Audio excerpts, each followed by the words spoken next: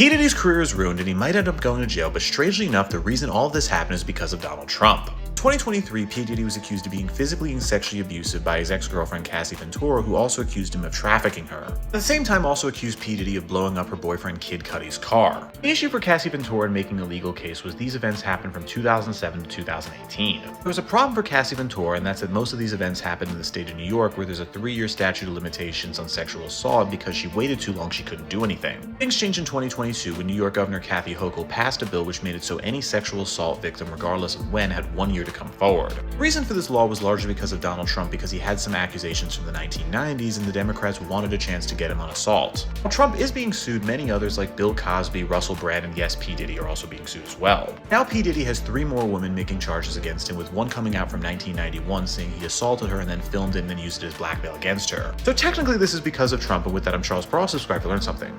Now, this is major. CNN has allegedly released evidence of former President Donald Trump's involvement in the activities of music mogul Sean Diddy Combs. These claims often stem from their shared prominence in New York City's elite social and business circles during the 1990s and early 2000s. While Trump, the former president of the USA, and Diddy, an influential figure in the music and entertainment industry, were known to frequent similar events and parties, substantial evidence of significant business or personal collaborations between them remains elusive. The intersection of their high-profile lifestyles has fueled rumors, but concrete details of any deep involvement in each other's professional activities are scarce. Something has just happened within the world that's unprecedented. Donald Trump, our president, 46, I don't know what number he is, but found guilty on 34 45. That's it. He was 45. Oh yeah, that's that. Found guilty on all 34 charges. Didn't work this time. Did not work this time. What happened to his friends? He had so many friends. January 6, 2021, they all just, maybe they with Jay-Z. Yeah, and this is of the moment right now. So let's get right into this, because they said right when it was red, Donald Trump tore into the judge, tore into Biden, went red, became who he innately is, because he thought he was protected, and now he's convicted. I mean, he's not convicted yet, but they found him guilty. They found him guilty, so he's convicted, just not sentenced yet. Let's just say that. He's a convicted felon, because these were felony charges. Donald Trump ain't gonna step foot in jail. Not one. Why do you say that? Go ahead. Jaguar Wright has claimed in an interview that there was a lawsuit where Diddy and Trump were involved as co-defendants, allegedly concerning a nightclub altercation. According to Wright, this legal situation purportedly highlighted a contentious incident where both figures were named in legal proceedings, suggesting a shared legal entanglement. If I tell the truth, I could be arrested for creating pandemonium and terror. But what I will say is this. 50 Russian operatives disappeared last year. Came in from Cuba. 50 Russian operatives came in from Cuba. They lost track of them. Last year, never said whether or not they located them. With that said, wow, fucking Lago, bro. It's Lago. Lago, man. Oh my God, it's all falling down. This is House of Cards playing out in real life. This is Kevin Spacey's House of Cards. This is, if y'all saw what happened on January 6th. Her assertion, however, did not provide specific details or a timeline regarding the alleged lawsuit, leaving it open to interpretation and skepticism. Such claims, especially involving high-profile individuals like Diddy and Trump, often generate considerable interest and scrutiny. Diddy has also made complex statements about Donald Trump, including suggesting that he believes God may be using Trump as an instrument for change. Did you have a relationship with Trump ever? Because Trump was Trump. But God had different plans for him. God wanted to use him in this moment for change. He wanted to use Trump to expose my level, up to Jay-Z's level, up to LeBron's level. Right now, we're not going to get nothing. We caught with our pants down. We're not organized. We're not ready to really take this on. Adding more fuel to the speculations, Biggie's mom, Voletta Wallace, has been known for her candid and sometimes controversial statements regarding various figures in the music industry and beyond. Regarding Diddy, who played a significant role in Biggie's career, Wallace has expressed both gratitude and critique. So, Christopher Wallace, aka Biggie Smalls, aka the Notorious B.I.G.'s mother, Voletta Wallace, is breaking her silence on Sean Diddy Combs. Well, it feels like everybody and their mama, including Miss Wallace here, are speaking out on Diddy. As you know, it was just this Tuesday that Rolling Stone delivered a 6-month investigation where they spoke to over 50 of close associates of Sean Diddy Combs. Also in that article, it was said that Diddy once told Biggie's attorneys that he would die first before giving Biggie his publishing rights. Well, this is what Biggie's mom, Voletta Wallace, had to say, and I'll read it in patois. She said, "I hope I see Sean one day, and the only thing I want to do is slap the daylights out of him. You can quote me on that." Anyway, she continues. She says, "Because I liked him, I didn't want to believe all the awful things, but I'm so ashamed and embarrassed." She has accused Diddy of using Biggie's music and career after his tragic death, acknowledging his efforts in keeping her son's legacy alive through his record label and various projects. However, Wallace has also been vocal about her disappointment with Diddy's handling of Biggie's estate and the financial disputes that have arisen over the years. The hands of the law are turning on Donald Trump. For those that know, we don't necessarily cover all the politics. However, we don't really consider Donald Trump politics because at one point he was a celebrity. But we also cover the most important things in pop culture news, and nothing is more important than our political elections that are coming up in November. And the strange part of the story is that despite being convicted, a convicted felon technically won't be able to even vote, he is still able to run for president this year. Our friends over at the Shade Room write this in regards to the breaking news. Former President Donald Trump has been found guilty on 34 felony counts of falsifying business records after paying adult entertainer Stormy Daniels $130,000 shortly before the election. This decision comes after 7 weeks of testimony and is historically the first criminal trial of an American president. As for Donald Trump, Wallace has been outspoken in her criticism. She publicly condemned Trump's rhetoric and policies, particularly those that she views as divisive or harmful to marginalized communities.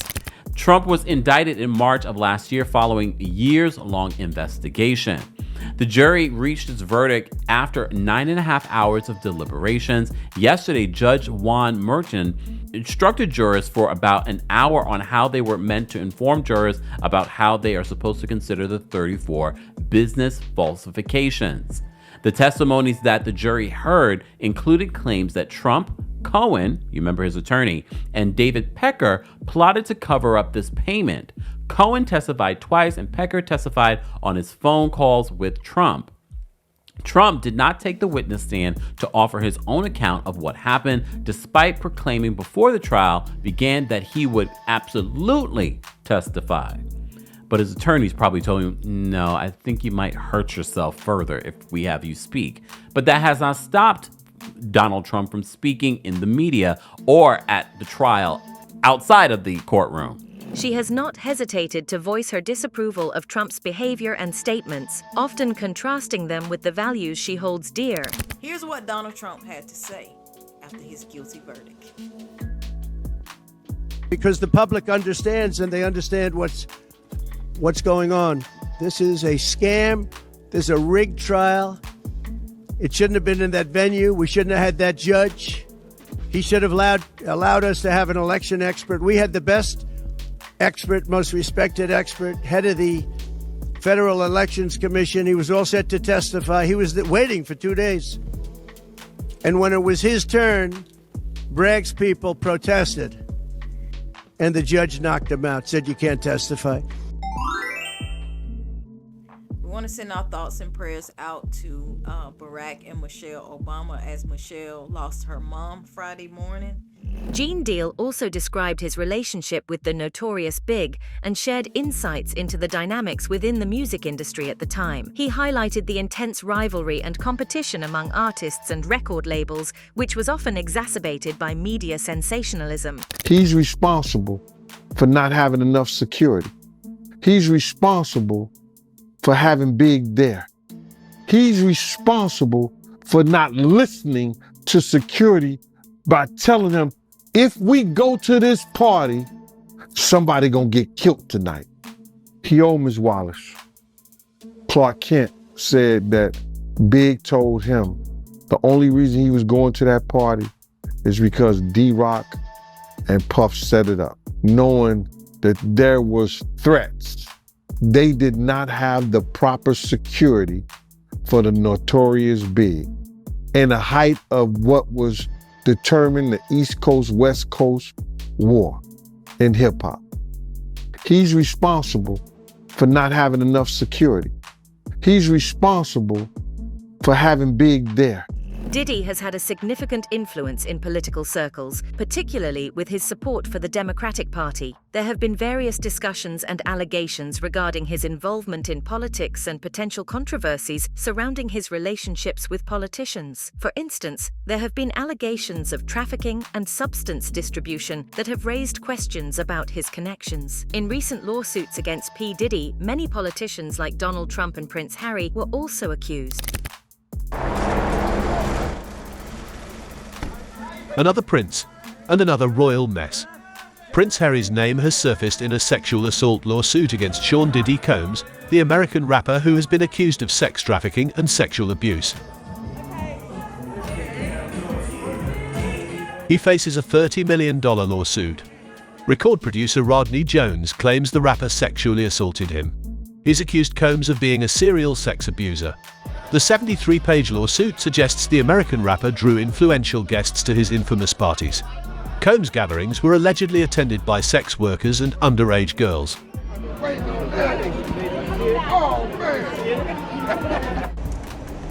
The document in the court names the Duke of Sussex as one of Combs' guests. However, there is no suggestion of any wrongdoing by the prince. He has only been named as one of the examples of Combs' celebrity guest lists that included famous athletes, political figures, artists, musicians, and international dignitaries. Gene Deal has spoken about Diddy's connections with various high-profile individuals in several interviews. He mentioned that Diddy might possess tapes that include not just celebrities, but also politicians, princes, and preachers. These tapes, according to Deal, could potentially be quite revealing.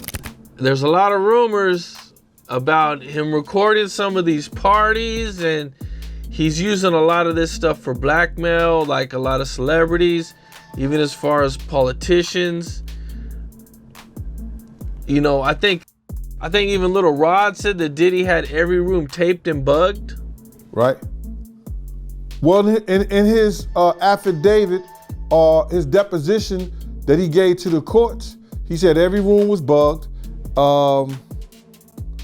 And that he did have tapes and information on a lot of different celebrities and people in the music business, people that were in politicians, and like I said, in other platforms, people that was in the ministry,